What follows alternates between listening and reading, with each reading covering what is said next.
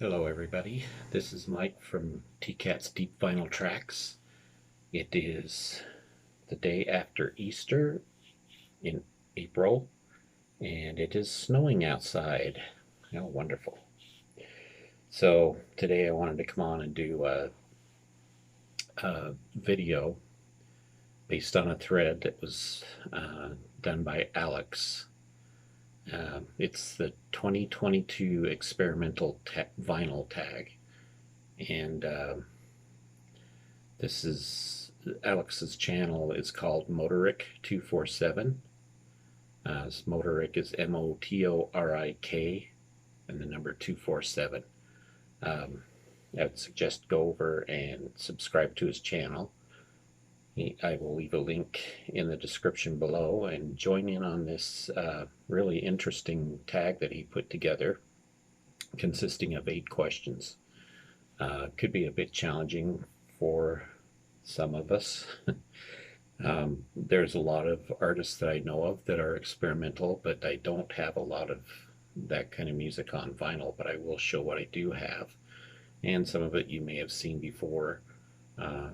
I'd also like to make mention of a few bands as we go along, but the first question is he wants you to show an album that is based on improvisation.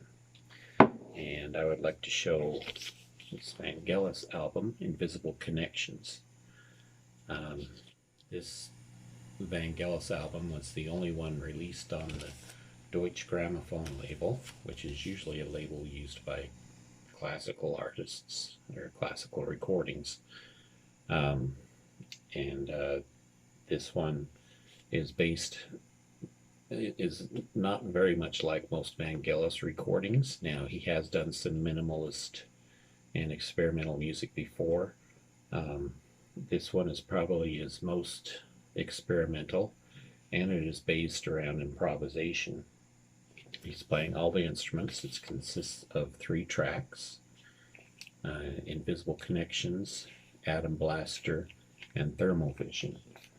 And not a very well liked album among Vangelis fans or people that listen to mainstream music, in the fact that it's very experimental. Nothing commercial about this at all. It's very minimal also, and based around improvisation. And it's just cool. It's also released on the Deutsche Grammophon label. Not very many artists are, unless they're into classical music, can release music on that particular label. The second question was to show a Moog record, or one based around the Moog synthesizer. And some people call it Moog, some people call it Moog. This is an album that I have called Moog Kaleidoscopic Vibrations by Perry and Kingsley. It's a spotlight on the Moog. This album was released early on when it was quite a new instrument, quite a new breakthrough in instrumentation.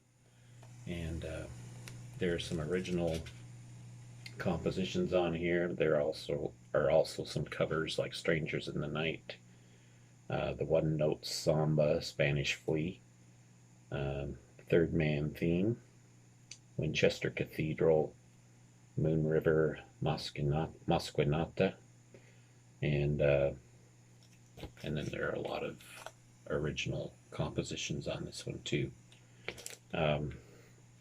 This was given to me when I bought a Frank Zappa record from a vendor. He said, well, I'll just throw this one in with it. It's an interesting album. Does a really nice job of showing the different moods, different sounds you can get from the Moog. Number 3, show an album with field recordings. There are actually a lot of different things I could show. Probably one of my best examples is this Paul Winter album called Common Ground. Paul Winter uses a lot of field recordings in his music. usually dealing with nature sounds, songs of whales, wolves howling, and a lot of times he'll go out and play his instrument right along with the sounds of nature. He also plays his alto saxophone, which is his main instrument. He will play it around different moods in nature, different things like that, and he records on the A&M label. Of course, I got it upside down. That's how it usually works. But some great music on this particular album, specifically Wolf Eyes, which he improvises along with wolf howling. Just some great stuff. There's also some African style rhythms and music on this too, so love this album. Number 4, drones. We want a record that has some drone music or some examples of drones on it. This one is, the one I'm showing is Godspeed You Black Emperor, and this particular album,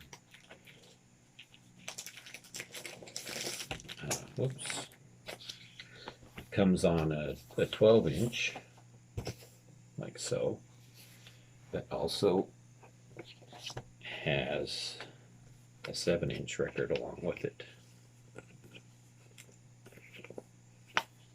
And it's not all drone music, this album. However, the music that's on the 7-inch is drone music, interestingly enough, and they do sometimes utilize drums in their music. This comes with some nice artwork.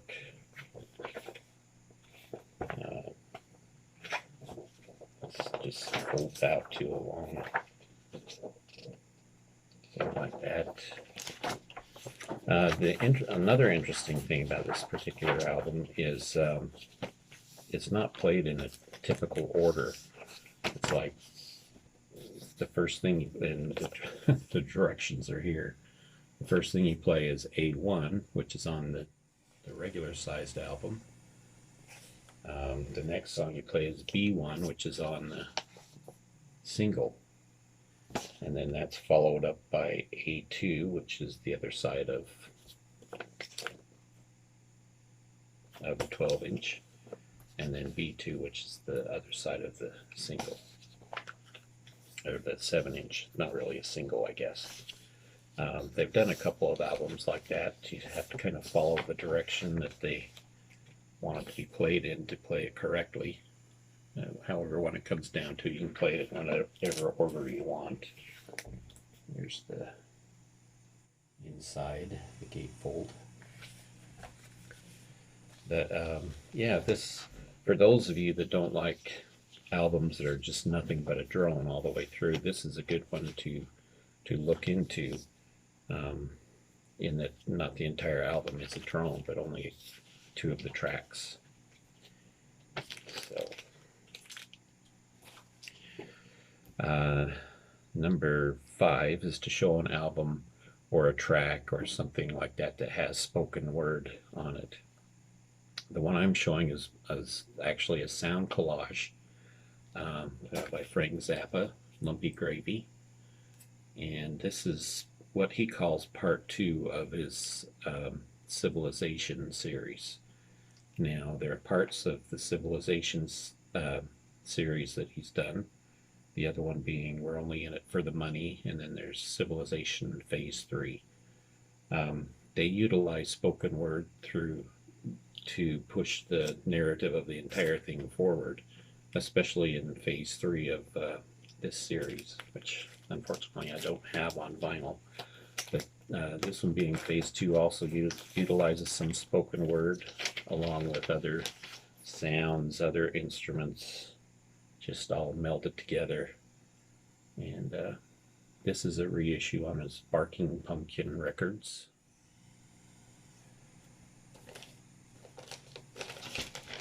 And it even says on the back of the the album says, "Is this phase 2 of We're Only in It for the Money?" And that was what his intention was for this. I'll show you the inside of the gatefold.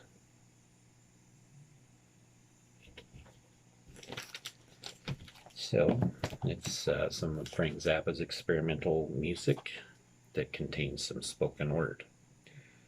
Number 6 is to show an album with processed instruments. I'm guessing this would qualify for that particular entry. Robert Fripp's Let the Power Fall. This is the first album that Robert Fripp put out that is completely made up of Frippertronics. It's on his label.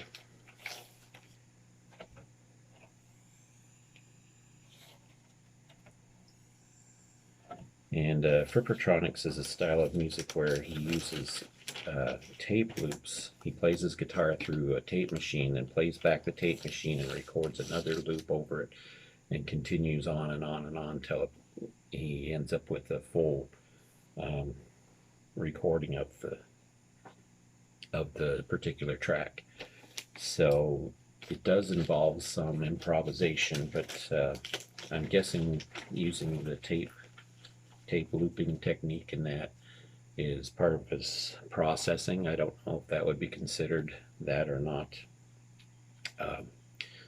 You know, that's I've also got the Fovea Hex album, which uses processing of instruments in the way it remixed the original tracks. Bass Communion is another one I've shown a lot of times that Stephen Wilson uses, does a lot of instrumental processing to make his sounds, but not just instruments, but he also processes other things along with that. Of course, I've only got one Bass Communion album that I've shown several times already. I didn't want to bring it out again. So that could also be considered the same thing. Number 7, show an artist on the Nurse with Wound list. The Nurse with Wound list is on Wikipedia. You can look it up. Just go into Wikipedia, type in Nurse with Wound list, and you'll see a whole list of artists that were involved with that particular project. There are a lot of artists on there that only a few people have heard of, and there are some on there that would really surprise you that are actually quite popular and quite easy to find. The one I'm showing is David Allen, who was a member of Gong, one of the founders of Gong, and he also founded Soft Machine. This particular album unfortunately has some water staining on it. This is called Angel's Aid. This is the second part of the Radio Gnome series that Gong put out, and not a very easy album to find, which is why when I found it I didn't really care about the staining on the cover and all of that. I really like Gong and their strength and their interesting music. So I grabbed this one obviously because it's not something you run into very often. It's Gong is a very good progressive band, progressive and experimental, and they've also recorded on the Nurse with Wound project. I noticed one thing about that list, that one of the bands I was hoping to see, one of the artists is David Tibet, who headed the project Current 93 and worked with Nurse with Wound several times. That's actually where I became familiar with the Nurse with Wound project. So, I mean, Current 93 would have also fit under spoken word, but I don't even have any albums, any vinyl to show from them. All I've got are digital recordings or or digital downloads of their music. So I couldn't really show that, but anyway, there's a lot of different artists you can do. So look up that list and you can see if you have any artists that have worked with that project. The last thing that he wanted us to show, item number 8, was a record with the toy instrument on it. Of course, I know a lot of different artists that have used toy instruments, but I didn't have any of their albums on vinyl. The only thing I could find was Fresh Air 3 by Mannheim Steamroller, used as a toy piano on the last track, which is called Moonlight. I'm sorry, what is the name of it? Of course, it's not here. Midnight on a Full Moon. That's what it's called. Of course, Mannheim Steamroller recorded on American Gramophone. And this is their Fresh Air 3 album. So, Midnight on a Full Moon has a toy piano, and it's actually one of their more popular tracks, I believe, that because of that fact. So, anyway, that's what I have for this thread. Go over to Alex's channel, Motorik247, and sign up for, subscribe to his channel, and join in on this thread. I'd like to see what kind of experimental music you have. And there's been some really nice videos done based on this thread. All right, well, thank you for watching, and we'll talk to you later.